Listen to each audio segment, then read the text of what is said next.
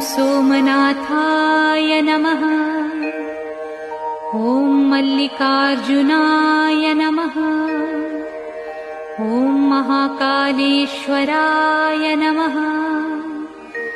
ॐ ओंकारेश्वराय नमः। ॐ वैद्यनाथाय नमः। ॐ भीमशंकराय नमः। ॐ रामेश्वराय नमः।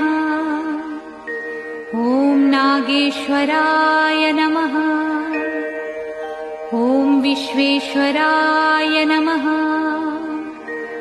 ॐ त्र्यंबकेश्वराय नमः। ॐ केदारेश्वराय नमः। ॐ भुस्मेश्वराय नमः।